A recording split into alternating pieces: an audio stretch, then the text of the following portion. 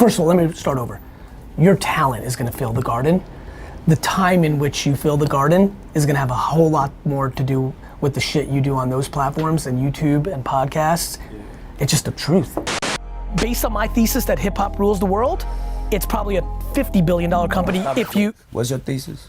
Hip hop rules the world. Fucking with you, bro. Moving it quick, trying to get rich and I'm dodging these things. Got head in the Uber, they call me your list. She pissed, what it is, what it is, what it is. Girl, I'm stuck up in my ways, yeah. Get the fuck out of my face.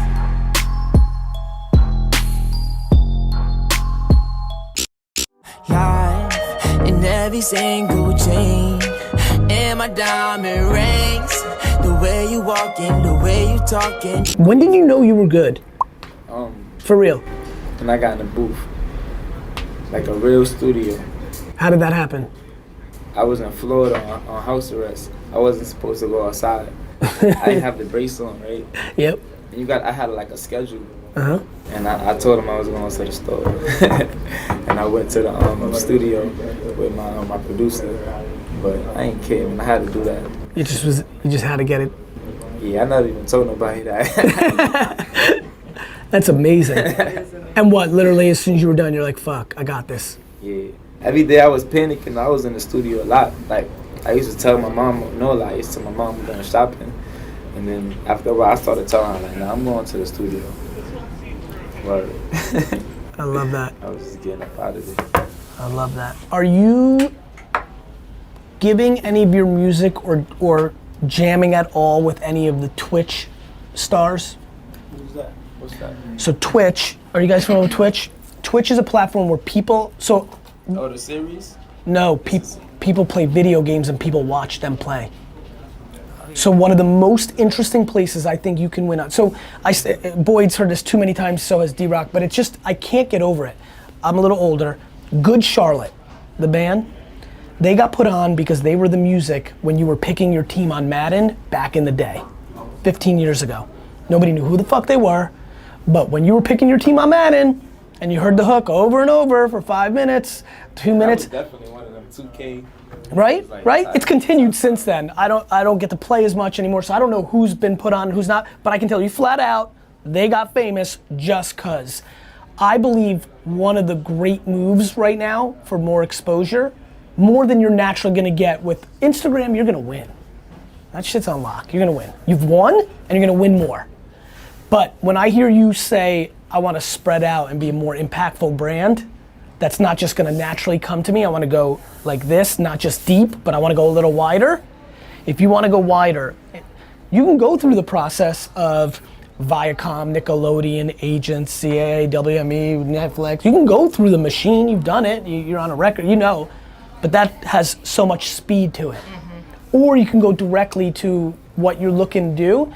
I think one thing that you guys should give a lot of thought to is figure out who the top 500 Twitch players are, top 1,000 Twitch players are, figure out how many of them, I'm gonna tell you right now, 7 of them fuck with you and love you. Reach out to them, same as this right now. Them playing games to some of your songs and things of that nature has a profound effect on more reach in new areas, achieving the same thing that you're thinking about from a broad brand standpoint in a way where there's no friction. It's just somebody that's just like you, except they know how to play FIFA, you know, or... FIFA is a great bless you. Because 2K is more like me, for me. Mm-hmm. So FIFA is outside the box. How much do you guys think about I play that? FIFA all the time. How much do you guys think about like what's naturally gonna come to you because it's just part of that culture versus how you think about somebody who loves country music or somebody who lives in Brazil? I try to think like that a lot, like outside the box, period. It's like, if you think, like for example, like I'm a rapper, right, from America. Mm-hmm. I'm gonna use any other rapper. 2 Chainz, I was with 2 Chainz last night. He's from America. Young Dog from America. We all, no matter how much fans we get in America, we all kind of have the same fan base. That's right. So that's exactly right. For me, so if we step outside the box, it's a different race now. For me. You got more land to grab. Yeah. How do you guys think about volume music? One thing I'm spending a ton of time on is I'm fascinated by people's strategy on how much or how little music they put out. How do you guys think about that? Like, I'm so fascinated because I think it's so hard to be overexposed because the world's so fragmented now. So I'm trying to push kids to like, I'm like, more. I'm like, you got a fucking hit in your head right now. Like, I'm more. And a lot of people get precious. They're like, especially when they get albums, like, you know, I've been doing mixtapes. I've been putting out a song on Spotify every day. Boogie's a fan base. They love when he puts out a whole body of work. And it's all about timing too. Like, you can't just like put out a whole album. It's all about how your reactions and timing. Time and reactions. If I drop my album and I get a great reaction, if I sell 150 in a week, I might drop another album. But if it's doing bad, I want that album to keep on growing until I drop my new album. I understand. Those are little things. But it's this is actually somewhere we might be able to help. When it goes bad, or an album or a song goes bad, which for you it's never bad, but not where you want it to be. Yeah. What the fuck do you guys do to make sure, like just sitting, do you sit and wait because you have such great brand that it'll just get there, or are you proactively trying to produce content around that music to get it there? Yeah, we do, but you see how some people do like publicity something. Yeah. We try to like move away from that and be more. Yeah, because people think that's corny. Yeah, be more natural with it. For me, like we look for little things to like. You know what I think is a big opportunity that nobody's exploiting in that vein? So I agree with you, because it looks like desperation, right? One of the things that I think you guys should think about that I haven't said, finally getting some new stuff, but I've been thinking about this one. I think that's where the last two things I asked you about could combined. I think instead of doing something cheesy or trying to jab it up, this is where you can give access to your fans. Like, I still think, so you got a song that you really believe in, right? And it's just not going that way.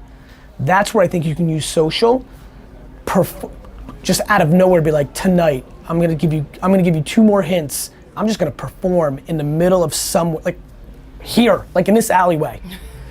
You play with your fans a little bit, people get their juices going, and then you get, 3,000, 500, 6,000 people there, but you record it and you give love to your fans a little bit, spend an extra 10, 15 minutes giving a couple selfies. It's a way for you to give real love to your fans, and it could lead to the piece of content that puts that song on, because everybody's gonna share the fuck out of it. So something to think about. I mean, I spend a lot of time not wanting to do the cheesy move, trying to do the hard move. Yeah, I did a meetup in like Washington State Park. I was like, I had a shot of the god. I'm like, you have your new book coming out. Me and you, like, let's just tweet at each other at 3 o'clock. Let's meet somewhere. People got going a little bit. Hundreds and hundreds of people showed up. Pictures, content, did it. And you know what's crazy? 600 people were like, oh my God, like, yes, I knew I loved him. Like, he's real, he's good, he gave love. But the amplification of those 600 in their content, in your content, D-Rock filmed it, like, it might be a way for you to really put a little bit of a match on something, and you won twice. Instead of going cheesy, you gave love to the people that put you here in the first place, and you gave that song another chance. So something to think about. I'm an extrovert. I want to be around people. So it's a tough piece of advice because I don't know how everybody rolls.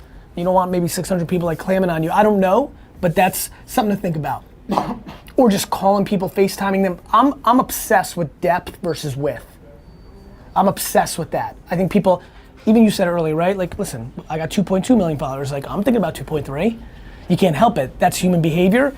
But I think it's super important that, those 2.2 get, What are you doing on social besides Instagram? Twitter a little bit, Snapchat a little bit. I gotta step up my game. You really should, because I knew we were getting together. Like, obviously that's my whole world. I'm like, fuck, man. This guy puts in because honestly, that's how I think you fill the garden. First of all, let me start over. Your talent is gonna fill the garden. The time in which you fill the garden is gonna have a whole lot more to do with the shit you do on those platforms and YouTube and podcasts. Yeah. It's just the truth. It's, back in the day, MTV put you on, BET put you on, fine, cool. That's how it happened. The Source puts you on the cover, good. That's just not the world we live in, the fragmentation. And that's the best, because that means you're in control. Look back at it. She ain't never do this before, but she good at it. Said she never made love, but she good at it. She make a nigga feel good.